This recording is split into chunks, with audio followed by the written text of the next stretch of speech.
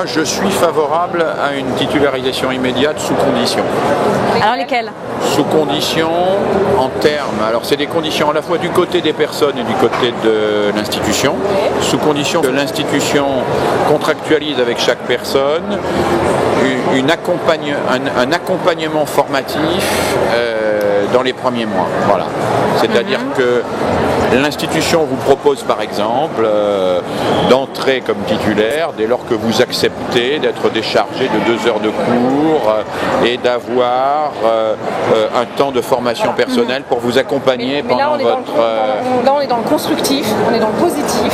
C'est ça, effectivement, on est dans le constructif et le positif. Quand on accepte une formation, c'est ce qu'on est. Moi je crois qu'il faudrait imaginer une formule. Moi je pense pas qu'on puisse, compte tenu de la conjoncture actuellement, je pense pas qu'on puisse faire une titularisation brute, immédiate, totale et sans condition aucune. D'abord parce que je pense que ça serait pour l'éducation nationale aussi un mauvais service à lui rendre. Parce que ça veut dire qu'elle pourrait s'abstenir de former des gens, les employer comme titulaires, comme vacataires ou comme contractuels, et puis faire des économies massives sur la formation, ce qui ne serait pas un service à rendre, et les titulariser comme ça. Ça voudrait dire que d'une certaine manière, à terme, sans formation d'accompagnement, l'éducation nationale accepterait l'idée qu'elle va progressivement supprimer la formation initiale. Par rapport au problème que vous incarnez aujourd'hui, je pense que le sort qui vous est réservé est scandaleux. Je pense que la titularisation immédiate et massive ne sera pas assortie, si elle est faite, d'un refus de recruter de nouveaux vacataires et de nouveaux contractuels, et que donc cette titularisation, si on la met en place, il faut l'accompagner d'un dispositif contractualisé et individuel, pas global, d'accompagnement formatif pendant la première année. Voilà. À l'issue de laquelle il y aurait une inspection couperée ou pas? Non. D'accord. C'est en ça que je dis que c'est positif et constructif. Voilà, ça c'est le négatif. Pour un accompagnement formatif. C'est en ça que c'est positif et constructif. Oui, donc c'est ça va complètement. D'ailleurs, d'une manière plus générale, je suis contre l'inspection, je suis pour la suppression de l'inspection. D'accord, donc l'inspection me paraît un système archaïque, désuet, stupide, infantilisant et tout ce qu'on veut. Ah oui, parce qu'elle n'est pas, c'est pas fait dans mon dernier bouquin, je dis au minimum qu'on pourrait exiger des inspecteurs, c'est qu'après avoir inspecté quelqu'un pendant 1 heure, il fasse la classe aux mêmes élèves pendant 1 heure et que le gars fasse ensuite un rapport d'inspection sur ce qu'il a vu. Sur la question de la VAE, là j'aimerais une question précise. Ça se fait pour des gens dans le secteur privé, des étudiants, des gens qui ont été en rupture professionnelle, qui ont été cadres sans diplôme. Pour ce qui est des enseignants, c'est le blackout absolu dans la mesure où on a l'État dans l'État qui s'appelle l'inspection, les IG, les présidents de jury, etc. C'est quand même un peu des comportements de caste, je dirais. Et là, nous, on propose, comme ça s'était fait, une loi de titularisation. Là, c'est un problème politique et on va démarcher tous les politiques. Ça fait 1 an qu'on est sur la brèche avec ce genre d'histoire. On est 30 000 au chômage. Je pense qu'on ne va pas se laisser becter comme ça. On n'a même pas la possibilité d'avoir des primes de licenciement pour faire concurrence à l'éduc et monter des boîtes privées. Vous voyez, on nous donnerait 100 000 € chacun. À la limite, vu ce qui se passe dans le mammouth, on pourrait y aller. C'est un peu de cynisme sur la fin, vous aurez compris. Donc, pour ce qui est de la VAE, des précisions, parce qu'on nous a parlé de ça également, il y aurait une possibilité. Techniquement, il faudra m'expliquer que vont devenir les membres de jury. Je veux dire, on ne peut pas les mettre en retraite ou au chômage, d'office. Voilà. Merci. Je peux dire un mot vraiment très rapide pour ne pas accaparer la parole, dire que le sort qui est fait aujourd'hui aux contractuels et vacataires, aux non-titulaires, est un peu indigne, indigne d'un pays comme la France. Je pense que la manière dont on prend les gens et dont on les jette ensuite n'est pas sérieusement conforme avec les idéaux de la République et de l'école. C'est même un contre-témoignage absolu par rapport aux valeurs que porte l'école. Et à cet égard, moi je suis révolté comme vous par cette situation. J'ajouterai simplement sous forme d'un clin d'œil, c'est que l'Éducation nationale a œuvré et continue d'œuvrer, pas beaucoup mais un peu quand même, pour qu'on mette en place à l'université la validation des acquis de l'expérience, la VAE, et que dans son propre sein, eh bien, elle a vraiment beaucoup de mal à faire ce qu'elle explique aux autres qu'il faut qu'ils fassent. Et je trouve que ça, c'est particulièrement préjudiciable. Je souhaiterais que sur la question précise que vous évoquez, on passe maintenant à l'acte. Ça suffit des débats et des discussions sans fin et qu'on mette en place des dispositifs qui permettent, avec un système de validation d'acquis de l'expérience et d'accompagnement dans l'entrée dans le métier, qui permettent une intégration et qui permettent une stabilisation de ces personnels. Peut-être une autre question.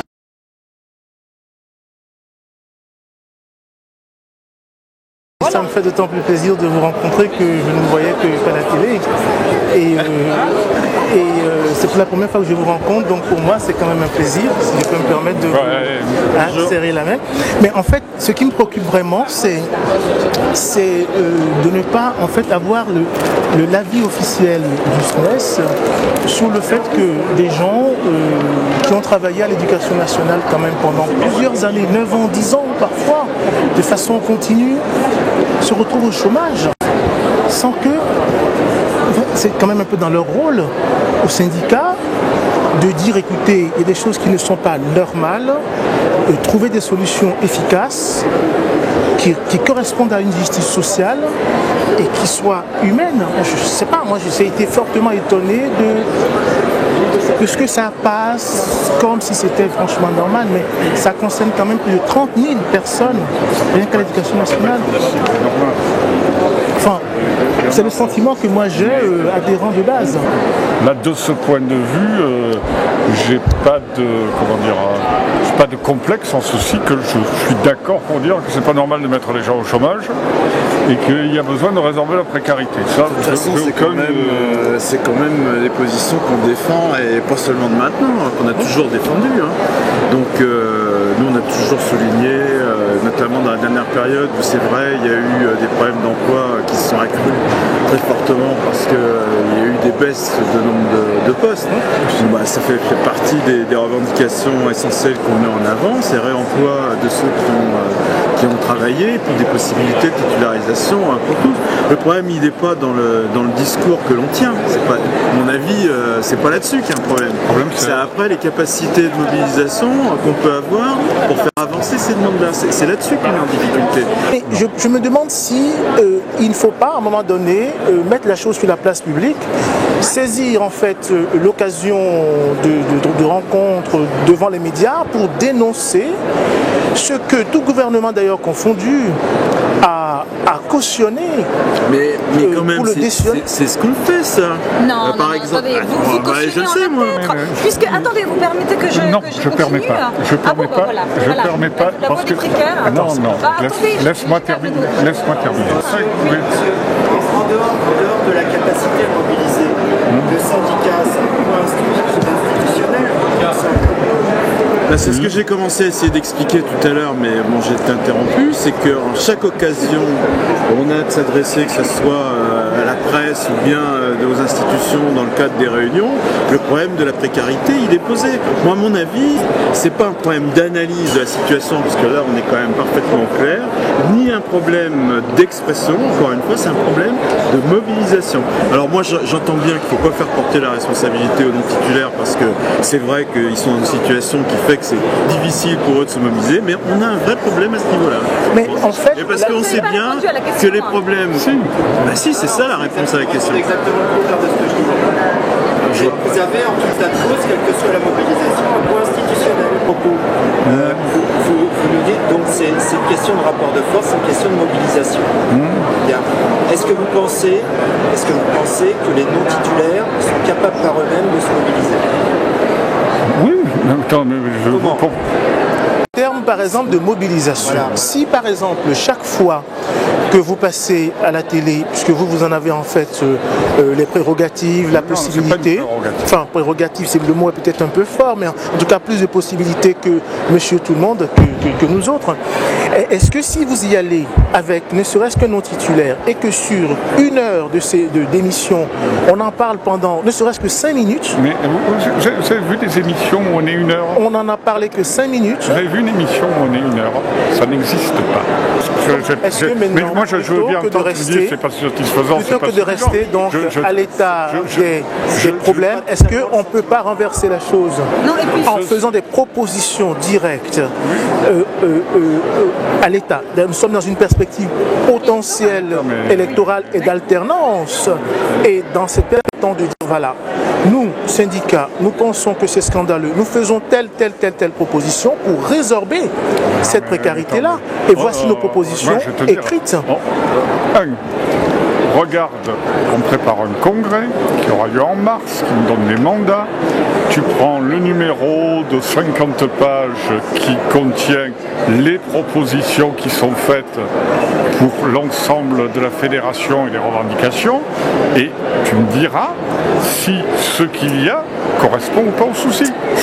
Ça fait partie des choses qui sont débattues dans le congrès et qui vont être présentes dans les revendications de la FSU. Évidemment, avec beaucoup d'autres revendications, mais c'est présent. Donc moi, ce que je suggère, c'est que vous regardiez ce que décrit en termes de propositions de mandat pour notre congrès, et que vous réagissiez aussi par rapport à ça. Oui, tout à fait. Est-ce que, d'ailleurs, on pourrait intervenir, syndiqué ou pas d'ailleurs, appartenant ou pas à la FSU, syndiqué, en tant qu'intervenant extérieur? Alors, syndiqué, oui. Les syndiqués, ils interviennent dans le cadre du débat du Congrès. Ils font évoluer le débat du Congrès. Est-ce que justement, dernière petite question, est-ce que franchement, il ne serait pas temps qu'on fasse un vrai travail de proposition de loi, parce que jusque-là, en fait, les brochures du SNES ou du FSU se sont résolues simplement à dénoncer la chose. Mais non, mais les propositions, on les a faites. On a même obtenu des choses.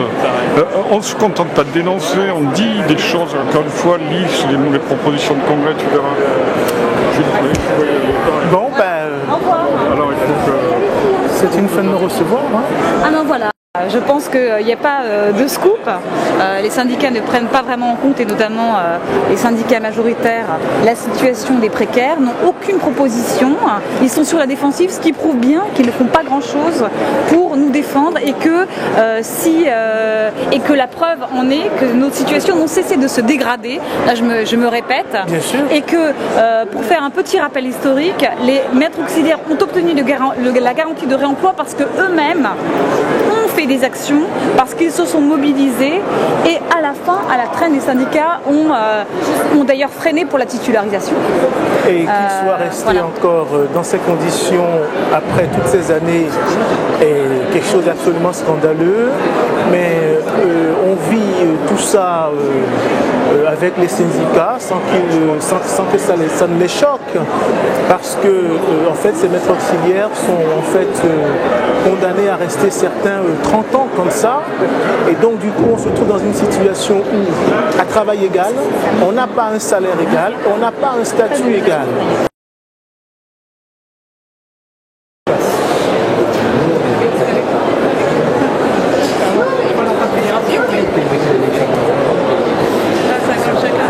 Je lui fais d'eau, ça va pas être évident.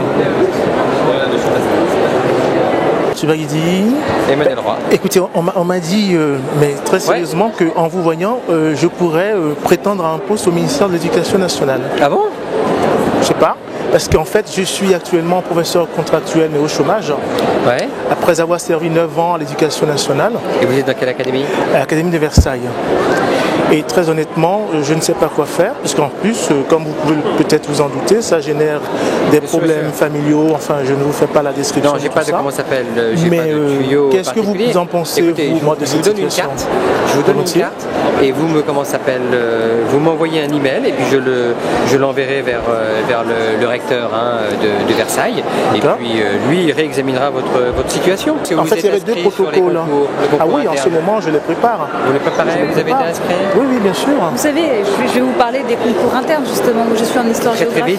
Oui, CAPES interne, 1300 candidats. Nous, on aurait aimé avoir une réponse de Monsieur de Robien. On lui a envoyé des courriers. Malheureusement, nous n'avons pas obtenu de réponse. Et on a eu vent de son arrivée au centre de l'éducation aujourd'hui. On aimerait savoir si effectivement il vient. Il a prévu de venir, mais ça, je ne connais pas son agenda. Mais nous, on le connaît. Il est entre 2 séances. On le connaissez? Voilà. Bah oui, Vous voyez, c'est une parfaite transparence. il y a sans doute beaucoup de situations antérieures à régler, hein, mais aujourd'hui, quand on est un agent non titulaire, mais même un enseignant dans ce cas-là, au bout de 6 ans, on doit bénéficier d'un CDI, hein, c'est ça qui est la réglementation. Il y a très peu de personnes, et puis tout le monde n'a pas 6 ans d'expérience, moi j'ai 3 ans par exemple. Le CDI n'est même pas respecté. L'État n'est pas redevable de ça. Mais je ne dis pas que tout est réglé. Oui. Je dis quand même que visiblement il y a un certain nombre de dispositions qui se mettent en place sont nouvelles, mais qui sont quand même nouvelles et qui concernent des gens. Dites pas qu'elles concernent personne. J'ai déjà écrit au ministère qui a écrit, mais je n'ai toujours pas de réponse. C'était qui? Je n'ai pas le nom de la personne en tête, mais je vous ferai parvenir tout ça. Voilà. Je n'ai pas le nom de la personne en tête. Et donc s'il faut aller passer par le tribunal administratif, parce que maintenant il ne me reste plus que ça aujourd'hui. Je comprends tout à fait. Pour faire valoir ses droits. vous savez, on parle d'égalité devant les droits, mais dès que le droit profite à la personne, on a l'impression qu'on ne fait plus chose. Je pense et pas que vous avez devant vous mal intentionné par nature. Je commence par me poser sérieusement la question. Mais en tout cas, comme vous avez dit, vous avez fait référence à la circulaire de Pierre-Yves Duvoy. Donc saisissez-nous, on le réexaminera avec les services. Il y a peut-être ce qui se passe généralement, c'est jamais évident. Hein. La réponse qu'on me donne aujourd'hui, c'est que mon réemploi ne s'est pas fait avant le 15 octobre. À aucun moment la loi ne l'a écrit. Et à aucun moment la circulaire de M. Duvoy ne le dit d'ailleurs aussi. Et c'est ça qui est scandaleux. De continuité du service. Oui, mais la continuité du service, c'est pour les 6 ans. Ouais. Dès lors qu'on a réemployé la personne, aucune condition de continuité. D'ailleurs, même il y a continuité dès lors qu'on a repris l'année suivante, dès lors qu'on a retravaillé l'année suivante. Et aujourd'hui, en fait, les rectorats n'appliquent même pas la loi. Nous sommes dans un pays où les rectorats n'appliquent pas la loi. Il y a un nouveau dispositif, mais il ne se met pas en œuvre correctement, c'est ce que vous dites. Il ne se met pas du tout en œuvre, en fait. Bon. Et franchement, je ne sais pas, moi je vous réécrirai, je vous réenverrai. Je vous rappellerai ce contexte-là, de là où on était, pour que vous vous en souveniez. Pas de souci. C'est une question d'emploi, vous le savez, les recrutements de titulaires ont été tels. Les recrutements antérieurs et les recrutements actuels, ben si, c'est qu'aujourd'hui on a de plus en plus de postes qui sont occupés par des titulaires, donc le besoin de recruter non titulaires est beaucoup plus faible. Et moi, sur le terrain, les classes sont de plus en plus surchargées dans les zones sensibles. Moins d'élèves, voilà, c'est pas évident. Il y a moins d'élèves, je suis d'accord, mais quand même. National, et puis après il y a les départs en retraite, il y a les perspectives de est-ce qu'on peut vous rencontrer On a été pré-recrutés, on aimerait bien vraiment approfondir la chose. Vous avez toutes mes coordonnées là, dans la carte. On vous enverra. Très bien. Merci beaucoup en tout cas de nous avoir. Merci. Salut aussi, on n'a pas pris la parole, mais vous faites partie aussi.